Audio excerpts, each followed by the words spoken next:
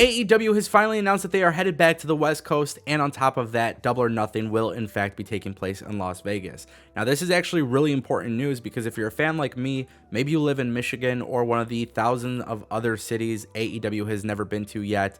Well, first of all, I sense your jealousy and I understand your pain, but it's also important to know that AEW has a very strategic way of deciding when and where they're going to be doing their shows. Obviously, AEW has a ton of interest from the West Coast, and it was only a matter of time until they were able to travel to the West Coast. But also, it's important to know that logistically, AEW handles things a lot differently than, let's say, WWE. Also, with Double or Nothing finally coming back to Las Vegas, it's really important to know why this is a major announcement for AEW. Well, before AEW, historically, Las Vegas was not a major market for pro wrestling. It was always dominated by MMA and boxing. And even to this day, it will always be that way. But when AEW came to Las Vegas for the first time, it was very clear that people were willing to travel to Las Vegas to go watch a major sporting wrestling event. And that's exactly what AEW accomplished. Now, of course, I was actually at the very first Double or Nothing pay-per-view, and it was a massive success, despite the fact that we had no idea what to expect whatsoever. So AEW is looking at this strategically, and they know that they need to be in Las Vegas. It's obviously the home for Double or Nothing, and hopefully travel restrictions won't be an issue this time. I actually booked the trip for the second time, and then, well, we all saw what happened. The world shut down. So ultimately, just really, really annoying that had to happen, obviously. But the good thing is AEW is headed back there. I'm going to go to Las Vegas. I enjoyed myself the first time. And you know what? Maybe one day AEW could come to Michigan, and maybe it could come to one of these other cities that, you know, they haven't been to, because I think a live AEW experience is one of the most incredible things, and I'm getting really tired of having to travel to Chicago or Vegas or here or there just to go watch them live. So, yeah. In other news, we got to talk a little bit about Bray Wyatt. So we have been covering Bray Wyatt for a really long time. At this point, it just kind of even annoys me whenever Bray Wyatt is brought up. I still firmly believe that Bray Wyatt is showing up at Full Gear, but you just never know with this type of stuff. Now Tony Khan has come out with his own statements again. So, you know, it's funny how this stuff always gets brought up right before a major pay-per-view, right? Let's take a look at Tony Khan's comments. I like Wyndham a lot. We'll see what happens, you know. I haven't talked to him about it ever, about him coming to AEW. The last time I saw Wyndham was at Chris Jericho's birthday party, and it was a pretty late night, and it was last year. So it's a very different world. I only briefly saw him in passing. I was heading out while he was heading in. It was a pretty late night, but I think he's a wonderful person and a really great talent. Now, of course, these comments shouldn't shock you. Tony Khan is not going to confirm a major signing before it happens, but the belief is that Full Gear will be the landing spot for Bray Wyatt, and I sincerely think that's going to happen. That was what the original reports stated, and I think that's what we're going to see. Even though Bray Wyatt is working on a movie, it doesn't mean he can't work in wrestling, especially in a capacity in which maybe he's not even wrestling. Lights go off, face-to-face with Hangman Page. If you guys missed this, there will be a video card as well, because I made a video on that, and it was really good. Do you all remember when CM Punk went to the UFC? Everybody, well, I don't know if everybody had high hopes for him, but I sure did. And unfortunately, when I saw CM Punk go to the UFC, I really thought he could have done somewhat better than what he did. Unfortunately, he didn't. And then there's been a ton of times where I've seen on Twitter, Facebook, YouTube, where people talked about Bryan Danielson, Daniel Bryan, possibly going to the UFC one day based on his background. And obviously, he put a little bit of emphasis in the mixed martial arts in his moveset. Look, here's the thing. Bryan Danielson was actually on the MMA Hour with Ariel Helwani, and he had some very, very interesting things to say. But Bryan Danielson actually confirmed that he has no plans to do MMA. He spoke a little bit about the yes chant and how he essentially got it from Diego Sanchez, who was on The Ultimate Fighter, former UFC fighter. Bryan Danielson basically saying no to MMA is very interesting, because I always believe that Bryan Danielson probably would be exceptionally well at MMA. But also, I thought CM Punk would do well, and we all saw how that turned out. So, yeah. Here's the thing, though. One thing I truly love about this story, more than anything, I love that MMA people are starting to realize that pro wrestling, there is something special about pro wrestling. I do expect more UFC fighters and MMA fighters to come to WWE or AEW.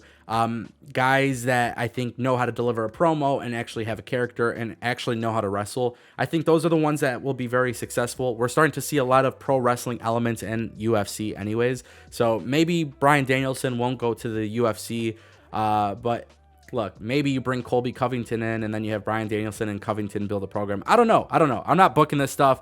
It sounds stupid, but yeah, bring the MMA stuff to Bryan Danielson. You get what I mean? Okay, cool.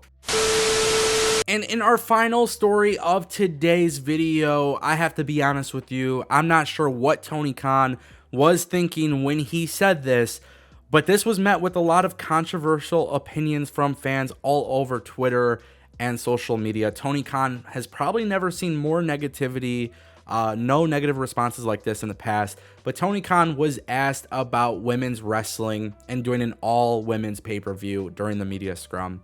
This, of course, was met with a lot of criticism because Tony Khan's way of handling this, his response, everything about it was just absolutely poor. And we're going to play the clip now, and then I'm going to share my thoughts with you in just a moment. Ella J from SE Scoops is next, and following Ella will be Nick Hausman from Wrestling Inc. Ella? Hi, Tony. How are you? I'm well. How are you? I'm fantastic. So I had a women's wrestling question for you. Great. So obviously the bar, I think, has been really raised this year with a lot of all women shows and main events taking place. But does AEW have any plans or hopes to contribute maybe an all women's event of their own sometime? So I'm gonna cut off your question right there because I don't think I get enough credit for what I did for the NWA show, because a good number of the people who wrestled on the NWA show were wrestlers I sent and paid. And so I do think I contributed because the highest paid wrestlers on that show were actually the people I paid separately from what they already make in AEW to go wrestle on that show. And I don't think they did a very good job of telling people that, honestly. Even though it was in the deal we did, I wish they'd told more people that, because that was one of the points I made when we closed it. Was I think it would be nice if you told people that I'm paying the wrestlers coming, because it is a big contribution for me. Does that make sense? Yes. Okay. So I did pay the wrestlers for that show. So I was like, it's like kind of like when you pay for a dinner and nobody thanks you. So like, that was one thing.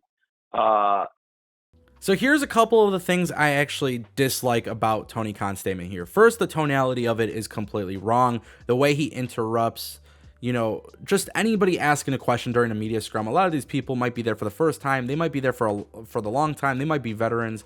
But at the end of the day, it's the media's job to get answers. And I just felt like that was a really terrible way of even answering the question.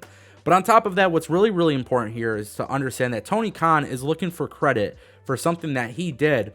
But are we doing things in wrestling to just say that we did it? Are we pulling notes from WWE just to say that we had the first ever women's main event? Are we doing, is that what we're doing here in wrestling? Or are we doing it to really seek change? And I think that's really the important thing here. If we're looking for change, the business aspect doesn't matter, right? If we're looking at inspiring people and making the world a better place, it shouldn't matter how much money we put into it. It should matter if our message is correct. And I think that's really the issue here that a lot of people have with this. It's almost like, hey, you contributed to something really special and you want credit, but you're not the reason why this is successful. And I think that's the issue in this interview, in this media scrum. And I think companies like NWA and Impact are smaller, and I'm sure when they got that money from Tony Khan to pay for talent, I'm sure it helped a lot. But on top of that, I think it's really, really important for people to understand that when an event like this is being planned, it is really important that you're doing it for the right reasons. It's also important that Tony Khan, if you want the credit, do the event yourself. You keep talking about how much money you have. That's awesome. Do it. NWA, Billy Corgan, Impact, these two are doing all women's events. They do not have the money or the capacity or the resources that you have. So if it's really about women's wrestling and you really want to contribute to it, do the event yourself. But don't just talk about how you gave them tons of money and then, yeah. Look, that's it, guys. People are not happy with Tony Khan. They're making it very clear. I simply cannot believe Tony Khan even did this. But hey, it is what it is. I want to know what you guys think. Also, speaking of AEW, we have more videos like this, but on top of that, I want you to know about another WWE superstar possibly headed to AEW. So go ahead and click the video on the screen to watch it now. Thank you so much for watching this video. My name is Ango, and I greatly appreciate you stopping by. You are absolutely incredible, and don't forget to click that subscribe button because, well, I'd greatly appreciate it. Take care.